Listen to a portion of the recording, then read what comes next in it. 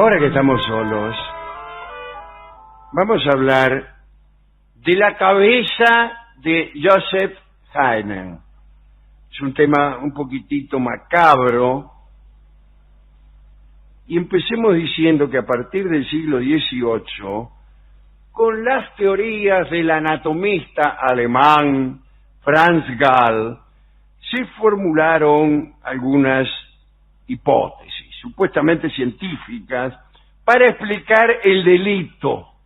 La ciencia de Gall consistía en relacionar la actividad cerebral con la forma del cráneo. Te tanteaban el marote y de acuerdo a la forma que tenías, te decían qué probabilidad tenías de ser un ladrón o no. Gall creía que del examen del cráneo podía extraerse información sobre las características psíquicas del individuo. Y esta ciencia se llamó frenología. Y así todas las cabezas se convirtieron más que nunca en piezas de investigación. Pero no solo las cabezas de los criminales para ver si habían cometido algún delito. La idea de que el cráneo de un genio podía alumbrarnos sobre los mecanismos del pensamiento entusiasmó también al doctor Gall y a sus muchachos. Entonces los anatomistas, los fisiólogos, los filósofos, para dar con la solución a los asuntos de criminología y también para ver si alguno era un genio, le revisaban el valero. Incluso cuando se moría algún criminal, se hacían con la cabeza del criminal muerto para estudiarla.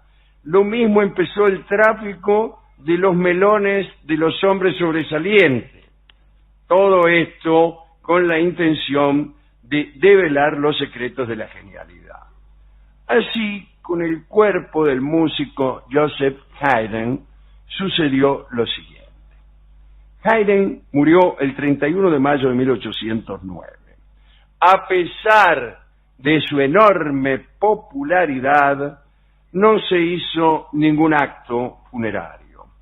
Es que por aquellos tiempos Viena estaba en manos de Napoleón y Haydn era muy patriota, y ese patriotismo incluso había eclipsado en aquellos tiempos su creación artística, y les pareció a los muchachos que era conveniente ser discretos. Así que lo enterraron sin mucho trámite en el cementerio, lo enterraron en el cementerio, con mucha sencillez, sin emblemas, sin discursos, sin fervor patriótico, así nomás. Y enseguida empezó la codicia frenológica por sus restos. Un tal Joseph Rosenbaum, que era el secretario del príncipe Esterházy, que era protector de Haydn, el que le encargaba cosas, ¿no? Y a su vez también amigo del músico, quiso conseguir la cabeza del finado. Rosenbaum estaba muy interesado en la frenología, no es que la quería como recuerdo la cabeza, quería ver por qué Haydn era tan genial. Entonces hizo lo siguiente, lo desenterró, disculpen ustedes, a Haydn, le cortó la cabeza, volvió a enterrar el cuerpo y le entregó el marote a unos investigadores amigos. Mirá, aquí tengo la cabeza de Haydn. ¿Se acuerdan cómo tocaba este tipo? Bueno, miren por qué. Una vez estudiado minuciosamente el cráneo por los frenólogos, le devolvieron a Rosenbaum la cabeza. Dice, toma, aquí está la cabeza. Pero Rosenbaum, en vez de volverla al lugar donde la había sacado, porque tenía que cometer otra nueva profanación, se la quedó él, se la quedó como recuerdo. Después de todo, Haydn había sido su amigo. Y la metió por ahí, ¿vio? Como es uno cuando tiene la cabeza de algún amigo, la mete en un ropero, yo qué sé. Bueno, finalizó la invasión napoleónica, los austríacos estuvieron ya dispuestos a rendir debidos honores a Haydn, y como muchos cadáveres célebres, le esperaba al cuerpo de Haydn una serie de traslados hasta encontrar el lugar más adecuado. Las autoridades habían planeado depositar el cuerpo en un mausoleo en Eisenstadt, un lugar en el que Haydn había compuesto muchas obras. Bueno, fueron a buscar el cuerpo, lo exhumaron y se encontraron, naturalmente, con que le faltaba la cabeza. Hubo una investigación. Dice, acá le falta la cabeza. Y sospecharon de Rosenbaum, sospecharon. Más que nada porque habían escuchado este programa. Le revisaron la casa. A ver, dice, le vamos a hacer un allanamiento a ver si encontramos la cabeza de su amigo. Y no encontraron nada. Parece que la mujer de Rosenbaum, mientras la policía revisaba para ver si encontraba la cabeza, ¿saben qué hizo? Se escondió el melón de Haydn debajo de la falda. Claro, la policía no iba a ir a buscar ahí. Y no la encontraron. Rosenbaum, asustado por este allanamiento, sugirió al príncipe Esterházy que por unos dineros el cráneo podía aparecer.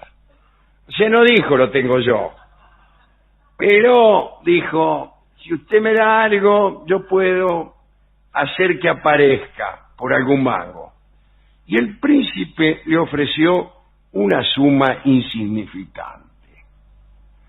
Rosenbaum se ofendió en secreto e hizo que se le entregara a Esterházy la cabeza, pero de otro tipo, y pensó que igual nadie iba a notar la diferencia.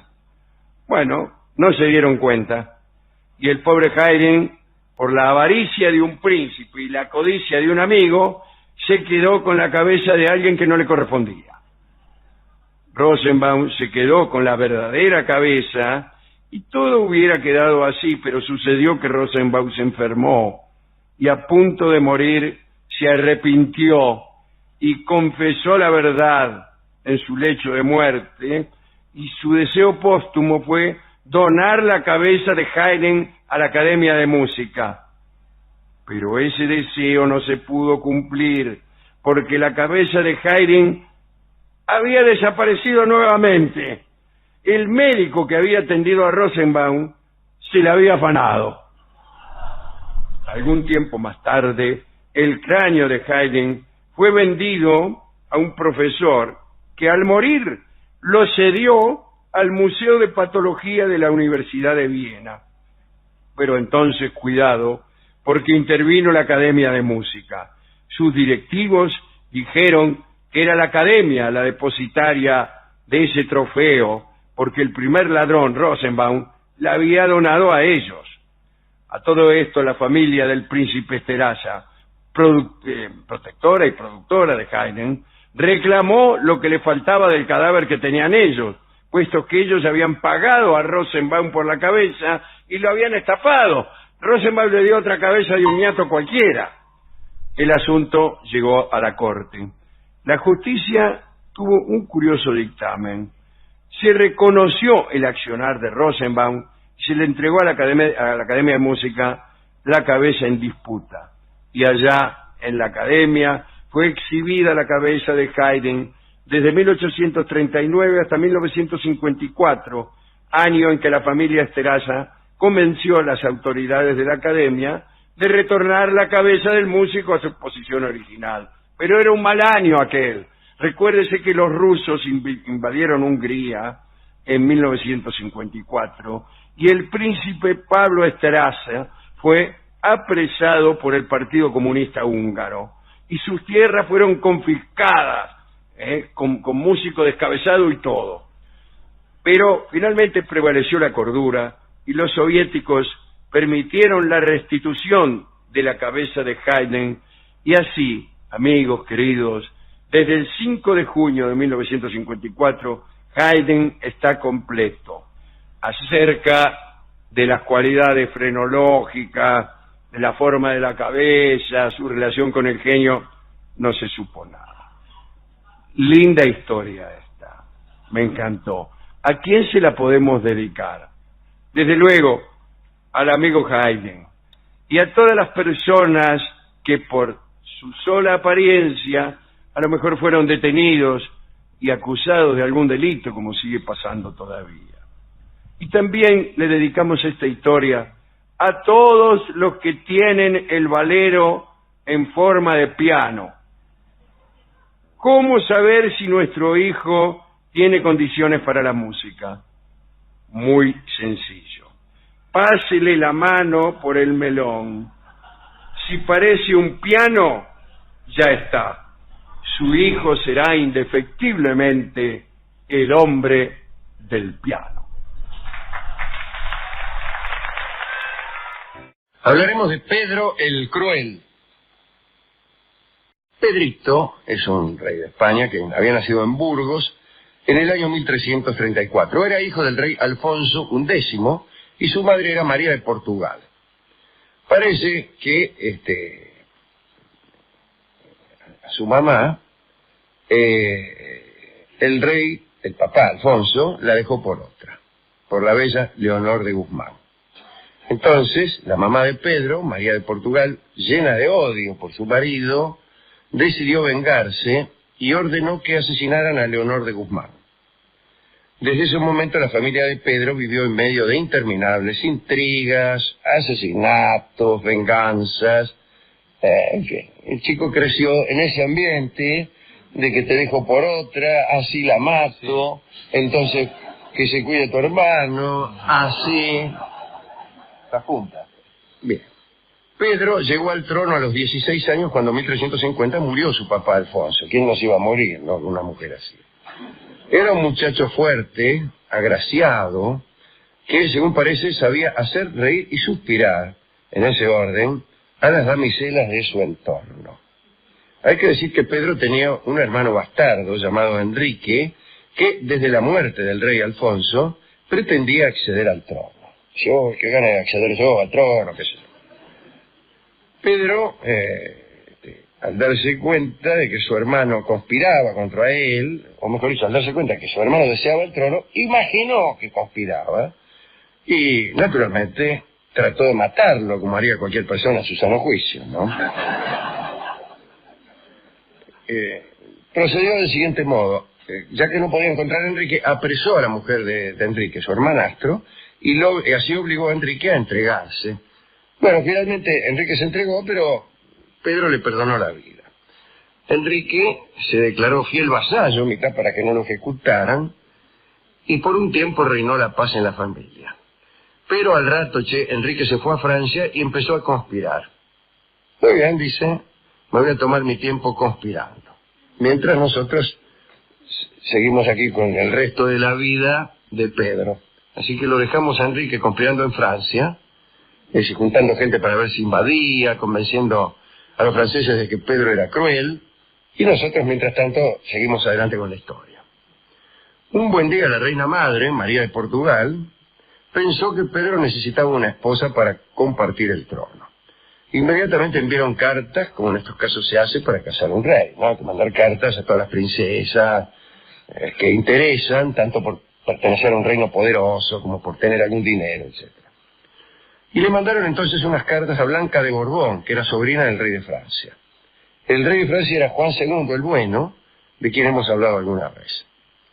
Pero en la corte de Pedro el Cruel había un tipo, Juan Alfonso, un tipo ambicioso, intrigante, que estaba ahí, como tantos, para ver qué podía sacarle al rey. Y él, por su parte, se puso también a buscarle una compañera a Pedro.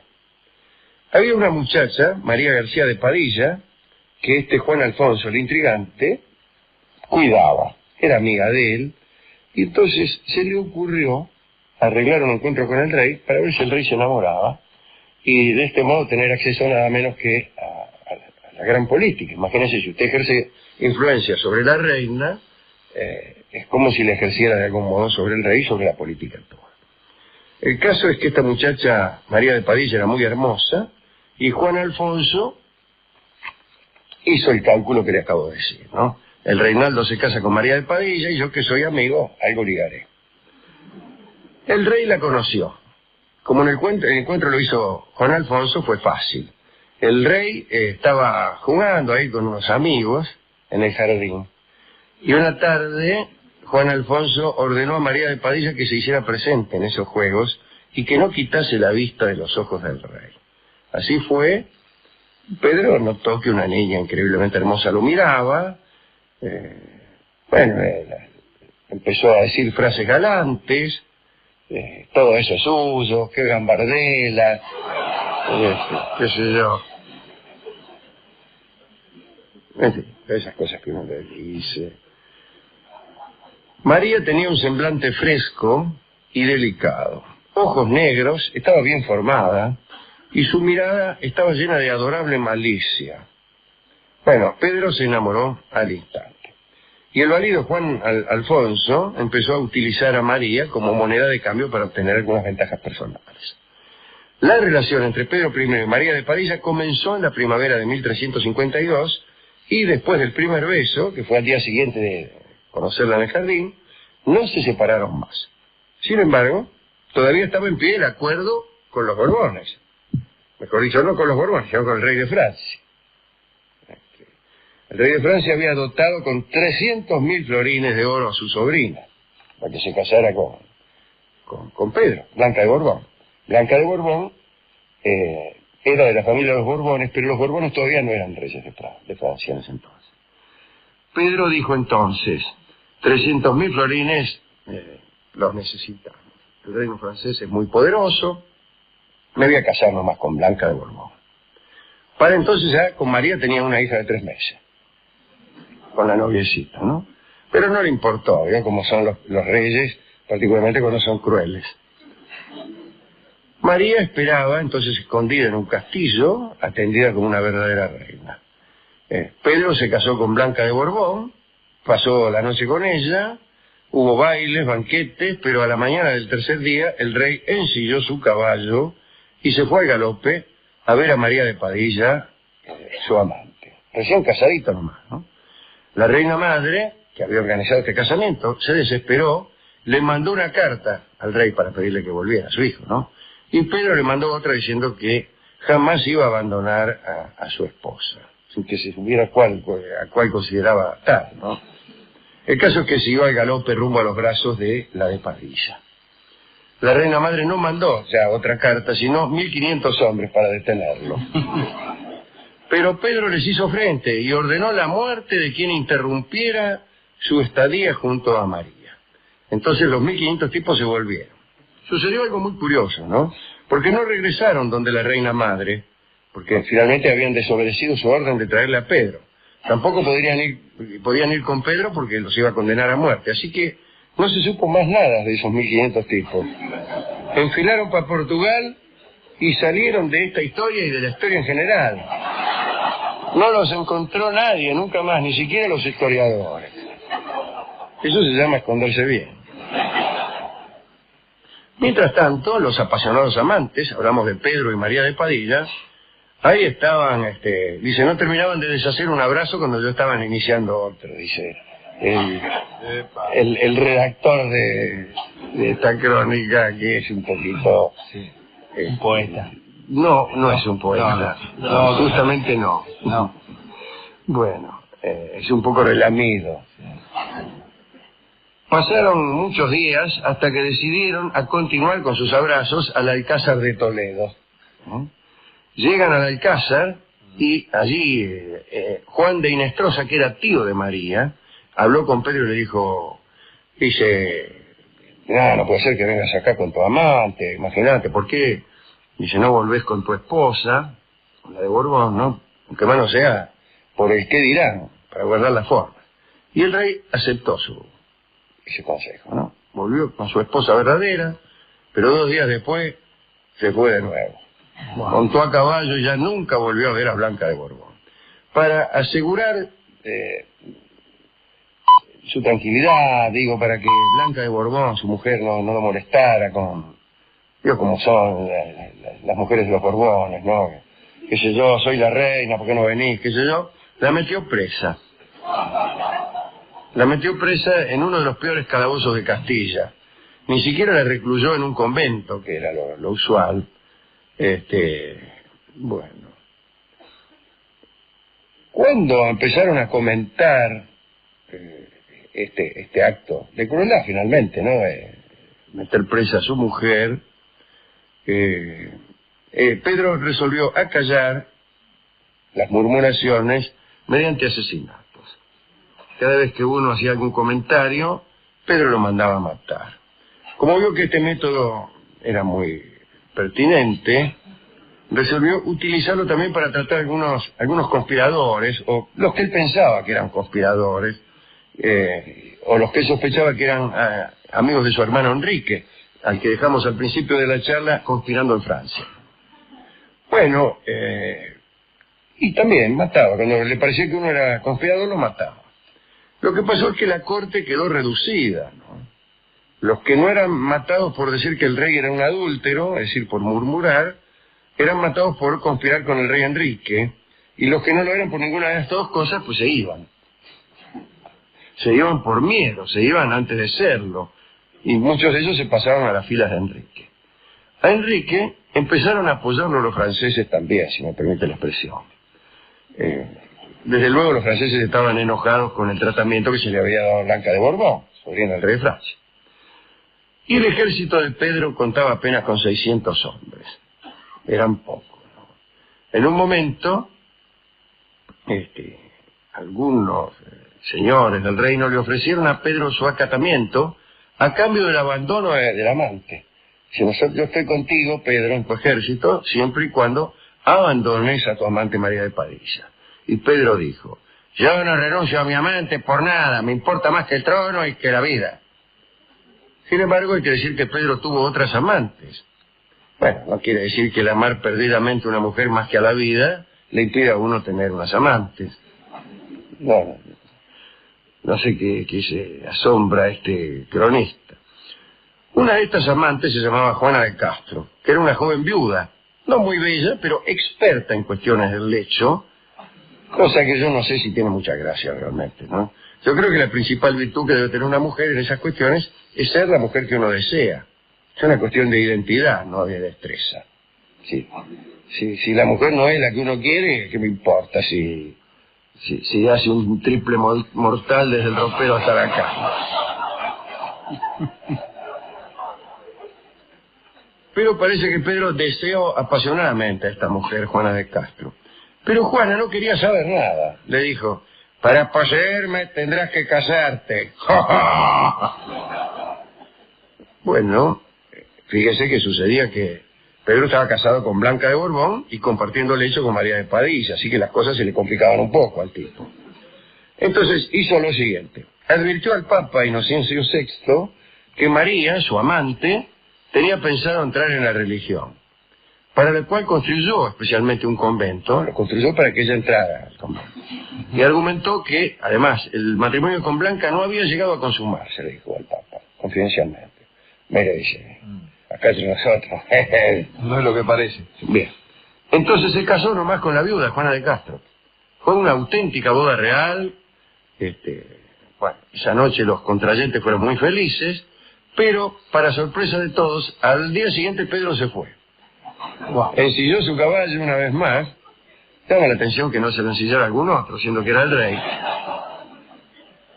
Y se fue. Y nunca más volvió a ver a Juana de Castro hasta su muerte. ¿A dónde fue? Bueno, desde luego, a ver a María. Ella lo recibió. Durante algún tiempo las cosas se tuvieron tranquilas. Nacieron otros hijos. Constanza, Isabel, Alfonso se llamaban. Para defender su concubinato, Pedro siguió matando a aquellos que se oponían. Y el Papa cada tanto le mandaba una nota explicándole que sus crímenes resonaban en todo el mundo, que eran inconvenientes, ¿no? Tan grande era la repulsa que se producía en la cristiandad, que en agosto de 1357 el Papa envió a un cardenal, el cardenal Guillermo, se llamaba, con el mandato de que procesara al monarca y a su manceba. No pudo hacerse porque Pedro, no sé si lo mató o lo molió a palos al embajador. En 1361 todo se complicó más todavía. El rey, imaginando una conspiración una vez más, hizo matar a golpes de masa a Blanca de Borbón, su mujer, su primera mujer que dormía en su celda, ¿no? Blanca tenía 25 años, había pasado 8 en la cárcel. Era una chiquita de 17 años cuando el tipo le puso presa para irse con María de Padilla, ¿no? Como un castigo divino, muy poco después murió María de Padilla, con unas extrañas fiebres que nadie pudo contener. Pedro I quedó destruido, reunió cortes en Sevilla e hizo saber que Blanca de Borbón no había sido esposa legítima. Después citó a varios amigotes como testigos y nombró a María, la que habíamos visto, reina post-mortem, y a su hijo Alfonso heredero de la corona. Pero en 1369 aparece Enrique, el hermano, que estaba en Francia, conspirando con sus amigos. Lo ayudaba Carlos V el Sabio, que era el nuevo rey de Francia. Y llegó a España, asedió Toledo. Pedro, que no estaba allí, se dirigió a darle batalla, pero encontró que casi todos los pueblos del camino estaban a favor de Enrique. Entonces decidió no ir a presentarle batalla, sino esconderse en Montiel. Un espía le reveló a Enrique el camino que iba a seguir Pedro, sitiaron Montiel. El rey, incluso desesperado, trató de sobornar a uno de los hombres de Enrique, un tal Beltrán, que ofreció dinero para una traición, pero el caso es que este Beltrán convino una entrevista entre Enrique y Pedro. Todo era una trampa. Cientos de hombres desarmaron a Pedro, finalmente entró Enrique y le dio una puñalada en el pecho a Pedro I el Cruel. Tenía 35 años. Y fue rey Enrique de Trastámara, que inicia así la dinastía de los Trastámara, que dura hasta que aparecen los Habsburgo con Carlos V, el hijo de Felipe el Hermoso, ¿no? Y de Juana la Loca. Este era Pedro, verdaderamente un tipo cruel, miserable, asesino. Alguno dirá, bueno, ¿cómo no le va a simpatizar un poco un tipo que dice que ama más al amante que a su vida? Esas son cosas que se dicen. Que reviente, a mí que me importa. Bueno. Yo le podría dedicar esto, ya que Rolón no está, Blanca de Borbón, pobrecito, una chica de 17 años, 8 años, y el nieto la mete en cana para piantarse con la amante, porque no se va y ya. Claro. La viuda sí que se le hizo bien. Si quieres algo conmigo, te tenés que casar. Así que a la viuda también le podemos dedicar. Pero que duró una noche. Sí. Y hay algunos hechos que llaman la atención, ¿no? Esto de la corte cada vez más despoblada. Claro, porque los que no eran asesinados se asustaban y se iban, imagínese, ¿no? Usted está en un grupo en el que todos empiezan a ser asesinados por traidores, y usted, por más que no sospeche nada, en algún punto dice, no es que sean todos traidores, es que este es un pretexto para deshacerse de tipos incómodos, ¿no? Lo mismo cuando empiezan a caer demasiados asesinos o demasiados enemigos de la patria, ¿no? Cuando se cargan centenares de enemigos de la patria, eso todos los días, y capaz que no son enemigos de la patria, yo que sé. No sé. Así que dedicamos también a los que cayeron bajo la daga criminal de Pedro el Cruel.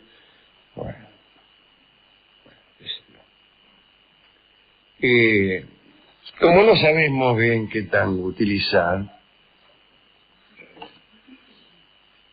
y si hay algo bueno aquí, no sé, los juegos del principio, los juegos en el jardín, lo único noble de Pedro, ¿no? Estaba jugando ahí con los amigos, jugando, andás a ver a qué. Pero bueno, por lo menos durante esos juegos con los amigos no mató a nadie. Así que utilizaremos esta canción, esta vieja canción criolla que se llama Con los amigos, aunque algunos la llaman A mi madre, y también en ese caso se la dedicamos a la mamá de Pedro, que tuvo la precaución de hacer asesinar a Leonor de Guzmán porque era amante de su marido Alfonso. Bueno, como quiera que sea, vamos a escuchar Con los amigos, y a falta de una versión mejor, escucharemos una que he grabado con los guitarristas Juárez, Soria y Salmona. Adelante.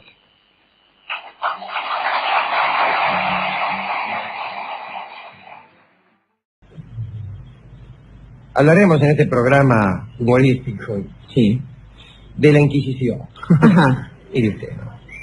Que es un sistema policial, judicial y punitivo creado por la Iglesia para combatir la herejía. Muy bien. Hay que decir que este método inquisitorial, despótico, para obligar al ser humano a una creencia, ya aparece incluso en el Viejo Testamento. ¿Sí? Y es potestad de los monoteísmos, vamos a decirlo con honestidad. Usted sabe que las religiones orientales no tienen no tienen intolerancia. Pero no porque sean mejores, sino porque se puede ser tranquilamente budista y cristiano al mismo tiempo. No ha habido nunca persecuciones religiosas en esas religiones del Extremo Oriente. Porque también habrá de decirse que el grado de revelación y de trascendencia que hay en esas religiones es bastante relativo. De manera entonces que no produce los efectos espirituales de los grandes monoteísmos de Occidente. Pero de eso hablaremos algún otro día. Desde el mismo momento en que Constantino oficializa la religión cristiana, año 300 y pico, 313 ve la famosa cruz en el cielo, la intolerancia se instala. No quiere decir que sea solamente intolerancia al cristianismo, pero está instalado. Y ha habido obispos, ha habido monarcas y concilios que se han atribuido el derecho de dirigir la razón y la conciencia de las gentes, no solo incluso en materia de fe o en materia teológica, sino en campos tan ajenos a la religión como el arte y la ciencia. Excomuniones, destierros y hasta la pena capital. Bueno, fueron las armas para cumplir con el consejo de San Agustín, que yo creo que, no lo creo yo, lo han creído muchos doctores de la Iglesia. Nunca se equivocó tanto como cuando dio aquel consejo, obligarlos a entrar, el consejo coercitivo de San Agustín, que por otra parte había sido el mismo. Justamente, quizás proviniendo de un libertino como fue San Agustín, nuestro obispo de Hipona, hasta transformarse en un santo hombre de la Iglesia, es posible que él pensase en esa necesidad de rigor, quizás para paliar algunos de los errores anteriores, algunos de los desenfrenos anteriores. Curioso, pues nos cae muy simpático San Agustín. Justamente, salvo en eso, por cierto. Bueno, naciones enteras, usted sabe, fueron evangelizadas a patadas, como hizo Carlomagno con los sajones. En España, judíos y árabes eran obligados a convertirse masivamente,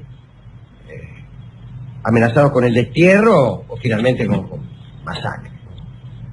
Hemos hablado aquí de la cruzada contra los cátaros, esa herejía que prosperó en Occitania, y que fue un pretexto para una verdadera guerra civil del norte, una verdadera guerra entre el norte de Francia y el sur de Francia, que era otra nación, de Occitania, y que desapareció.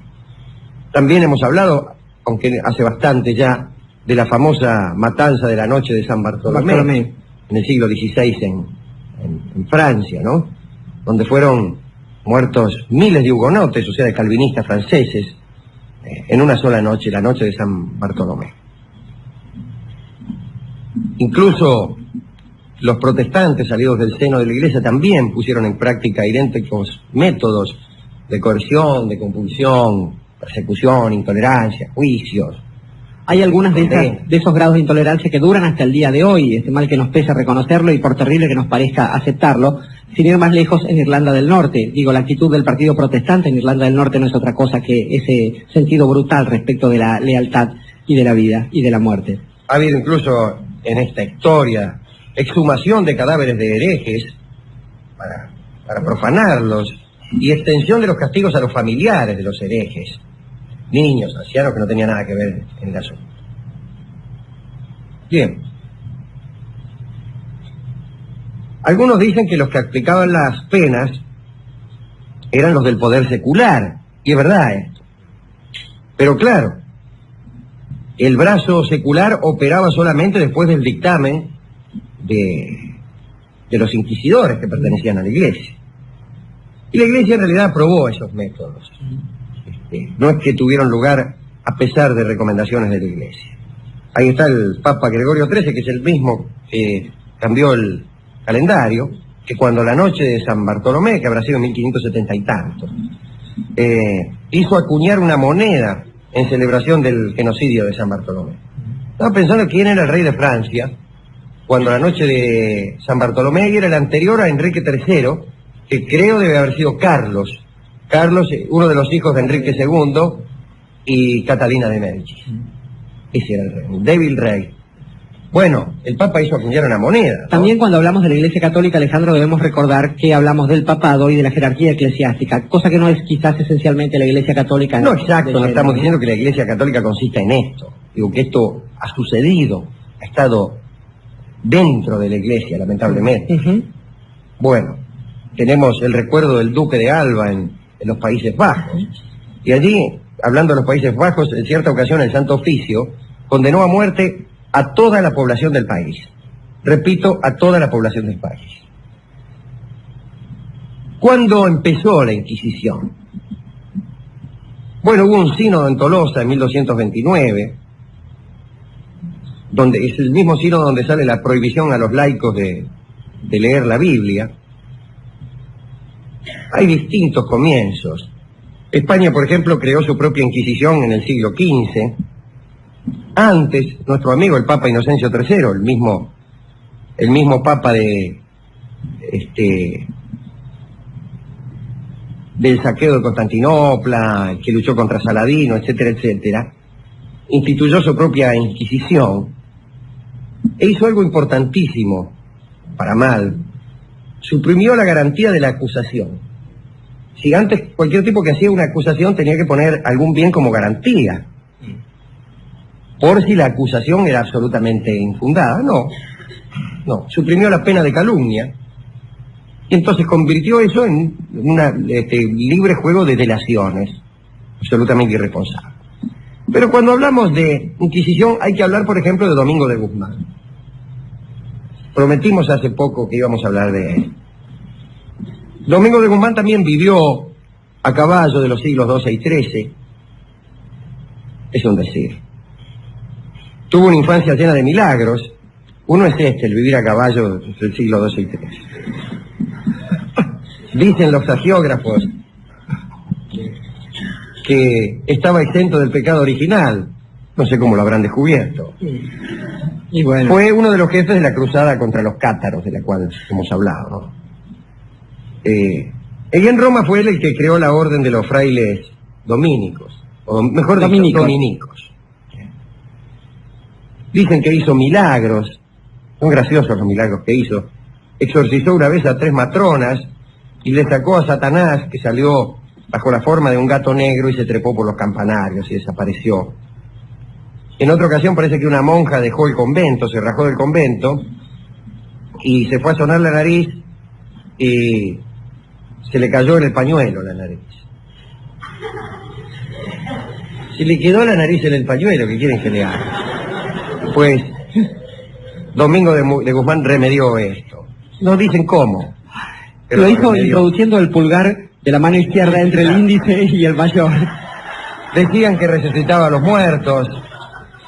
Y fue él el verdadero inspirador de la Inquisición. Tanto es decir que sus monjes fueron llamados dominicane, que en latín, juego de palabras, los perros del Señor. ¿Cómo funcionaban los tribunales? Funcionaban en las mismas iglesias. Colocaban a los niatos, a los acusados en un estrado, leían sus confesiones, les pedían que las confirmasen y que las recitasen. El inquisidor entonces absolvía de la excomunión y dictaba las sentencias. A los que iban a ser entregados, por ejemplo, al brazo secular, o sea, a la autoridad civil, se les concedía un día para convertirse. A los que confesaban y se arrepentían, junto a la hoguera, por ejemplo, antes de ser quemados, se les conmutaba la pena, se cambiaba la hoguera por prisión perpetua. A los obstinados se les quemaba redondamente. Había torturas, consistían en azotes, quemaduras, potro, o encierro en mazmorras. A veces se quemaban lentamente los pies del acusado, otras veces se los ataba una especie de marco triangular y se estiraban los brazos y las piernas con unas cuerdas atadas a tornos, de modo que quedaban con los miembros inútiles. A veces se les reducía la dieta y se los sometía a torturas psicológicas como las de prometerle perdones que no llegaban y cosas así. Jamás tuvieron defensa ni defensores. Jamás. Hablamos recién de la excomunión. Y la excomunión equivalía en aquellos años a la muerte civil, porque al excomulgado se le negaba asilo, alimento y cualquier clase de protección. Y si esta excomunión no le era levantada en un año, pues se lo consideraba hereje y sujeto a la pena capital. lo quemaba o lo mataba. ¿De dónde viene hereje? Preguntará usted. ¿De dónde viene hereje, Alejandro? Yo qué sé. Y podemos decir que viene de nuestros amigos, viene de varios lugares. Los griegos tienen una palabra que es airesis, que no está mal porque es elegir, preferir, optar, decidirse por. Eso es airesis. Aeresis en latín es razón concluyente. Y en hebreo, jerem, o jerem, es anatema. Bueno, lo que se refiere a la ciencia, bien sabemos algunas víctimas ilustres de la Inquisición, Galileo, que tuvo que retractarse de sus decires, y sin embargo se movía. Tomaseo Campanella, Giordano Bruno, que fue quemado. En España la Inquisición, ahora desaparece, que se mantuvo hasta el siglo XIX. Repito, XIX. Y hablando de España, vale la pena hablar también de Tomás de Torquemada. El inquisidor por antonomasia, ¿no? Claro, que además fue el primer inquisidor español, lo nombró el Papa Sixto IV. Ingresó en la orden de los dominicos, como todos los inquisidores, fue confesor famosamente de los Reyes Católicos, y dictó unas reglas severísimas para las cárceles, ¿no?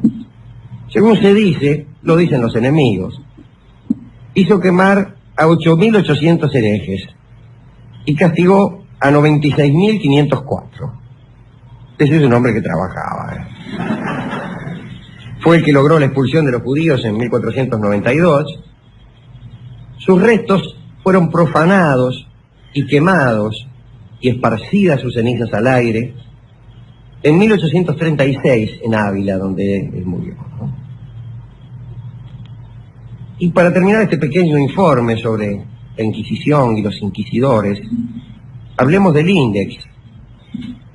El Index, o también llamado Index Librorum Prohibitorum, es un repertorio de los libros prohibidos por la Iglesia, creado, fíjense la fecha, el 24 de marzo de 1564.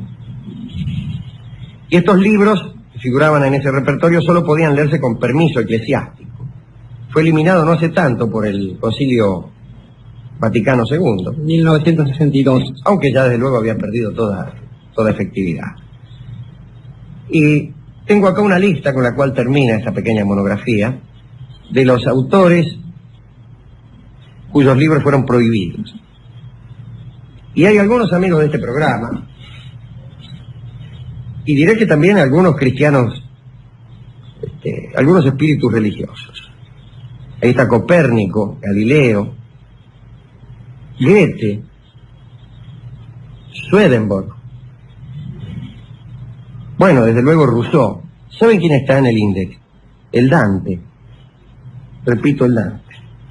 Solo por esa inclusión habría que haber quemado ese libro 100.000 veces. Schiller, Balzac, otro amigo del programa, Víctor Hugo, Enrique Heine, Flaubert. Parece un libro de la buena literatura, ¿no? Lord Byron. Cada vez más. Estaba Kant también, pero... Bueno, todo no se puede. Maupassant, Anatole France. Un hombre muy religioso, sí, con un espíritu religioso que no es lo mismo que ser cristiano ortodoxo. Émile Zola. Alejandro Dumas padre, por exaltar los duelos. Dumas hijo también, no dice por qué. André Gide, Stendhal, Voltaire, Jonathan Swift, Boccaccio, Walt Whitman.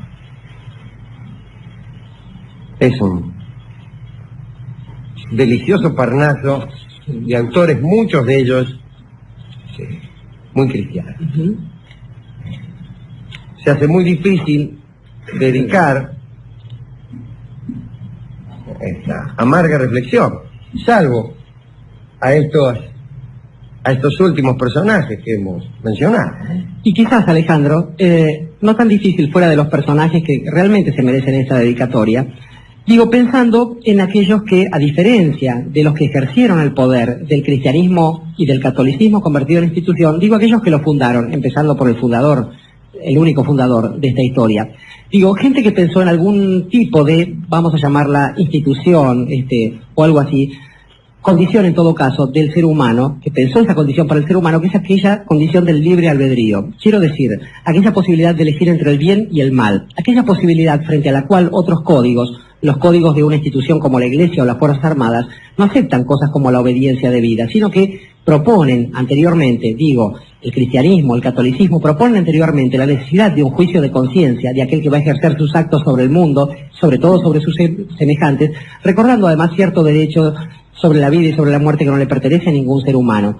Entonces digo, para aquel que fundó esta idea, para aquellos que siguieron con esta idea y para aquellos que bajo el yugo de ciertas instituciones realmente que pasaron a la perversión, a una cosa mucho más grave que la herejía quizás sea una confusión, una idea bizarra acerca de estas cosas, digo aquellos que pervirtieron la idea del dogma con una idea de la opresión. Entonces, esta cuestión de pensar que ese tipo de desviaciones solo pueden producirnos amargura, cuando en el origen esta idea del libre albedrío, la posibilidad de elección, solo nos prometía felicidad.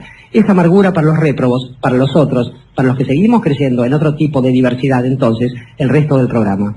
Amargura canta Carlos Gardel.